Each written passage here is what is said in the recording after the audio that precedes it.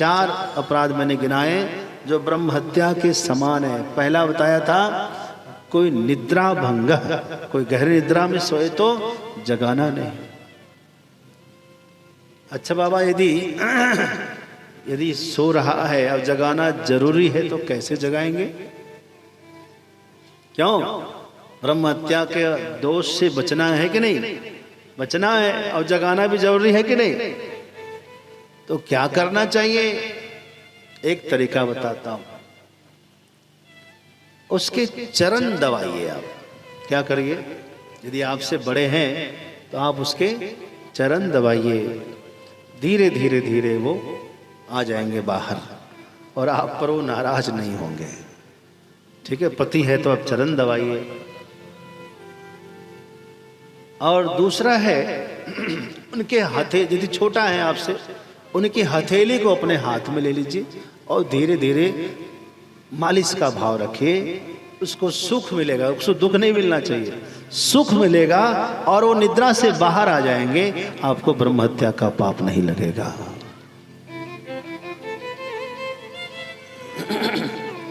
नहीं तो और दूसरा, पहला था ये निद्रा भंगा, दूसरा कथोच्छेद।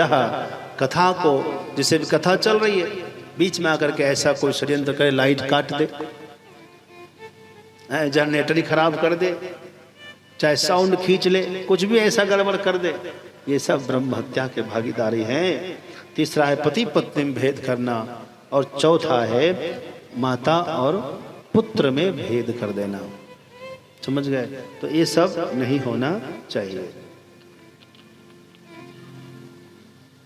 एक आदमी था, उसकी पत्नी में और उसकी मां में कभी बने ना बेचारे, और ये घटना प्रायः होती रहती है। अरे भैया, इस कबूतर को कोई जगह दो निकलने का, इसको भी मौज आ रही। तो पति में, पत्नी में और माता में उसकी बने ना, तो बेचारा परेशान रहता था कि पत्नी की 2 बातें सुनो तो माँ कहती है कि बन जा गुलाम, चला जा, तो वहीं ससुराली चला जा।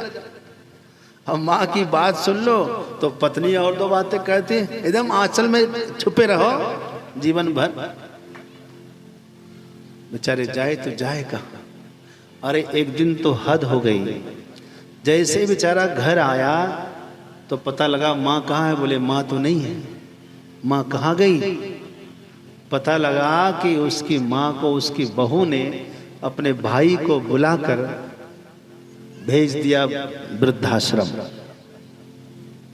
कहाँ भेज दिया? वृद्धाश्रम भेज दिया। बेचारा रो पड़ा माँ के लिए, लेकिन पत्नी ने कहा कि तुम रोने धोने से कुछ नहीं होगा, तुम तो जाओ, बेटा अभी स्कूल से आ रहा होगा, समय हो गया है, पहले उसको लेकर आओ। फिर आया, थोड़ा अपने पुत्र को स्कूल से लिया, मोटरसाइकिल पर बिठाया और लेकर घर नहीं आया, अपने मित्र के यहाँ गया। अपने बचपन का मित्र था। उनसे कहा कि ऐसी ऐसी स्थिति हो गई, हम क्या करें? मेरी पत्नी ने मेरी माँ को वृद्धाश्रम पहुँचा दिया, पिताजी मेरे हैं नहीं, अकेली माता कैसे रहेगी वृद्धाश्रम में? मुझे समझ में नहीं आ रहा, मुझे इस मुसीबत से बाहर करो, हमारे पास कोई कमी नहीं है। उसका मित्र बहुत अच्छा था, सुलझा हुआ था, उसने समाधान दिया। उसने कहा कि इस बच्चे को तुम मेरे पास छोड़ दो कुछ दिन के लिए, तुम जाओ घर अकेले, पत्नी पूछेगी कहाँ है पुत्र तो तुम कह देना कि पुत्र को हम अनाथ आश्रम में रख करके आ गए। ध्यान से सुनना। उसने वैसा ही किया। पुत्र का वो बस्ता किताब ले लिया और मोटरसाइकिल लेकर वो चला गया। पत्नी ने कहा कि बस्ता किताब तो है, पुत्र कहाँ है, बेटा कहाँ गया मेरा? उसने कहा कि बेटा को अनाथ आश्रम में छोड़कर आया हूं। वो तो एकदम चौंक गई। अनाथ आश्रम? क्यों? मेरे रहते हुए, माँ बाप के रहते हुए कोई बच्चा अनाथ कैसे हो सकता है? तुम बहुत अभी के अभी वापस जाओ, अभी के अभी मुझे मेरा पुत्र चाहिए। और वो रोने लगी, माथा पटकने लगी, मैं पुत्र के बगैर एक रात भी नहीं रह सकती, मैं पुत्र के बिना एक घंटा नहीं रह सकती, न खाऊंगी न पीऊंगी, ऐसे ही न तुम्हें जीने दूंगी न खुद जीऊंगी, पुत्र को अभी के अभी वापस लाओ। उसने कहा अरे तुम क्यों नहीं रह सकती पुत्र के बिना? बोले नहीं, मैं माँ हूं, नहीं रह सकती।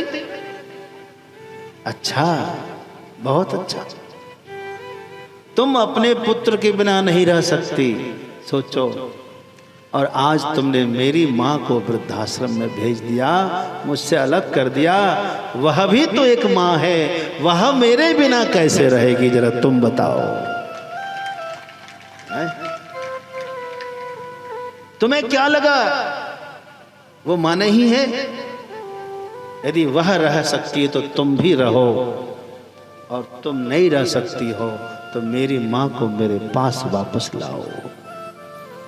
ऐसा घुमाया, मजबूर हो गई, तुरंत भाई को फोन करती, भैया वापस ले आइए। जाकर के वापस लाया और अकल ठिकाने कर दिया। बताओ सही किया कि गलत? सही किया ना। सावधान रहना, ये सब घटना इसलिए सुनाता हूं आप लोगों को।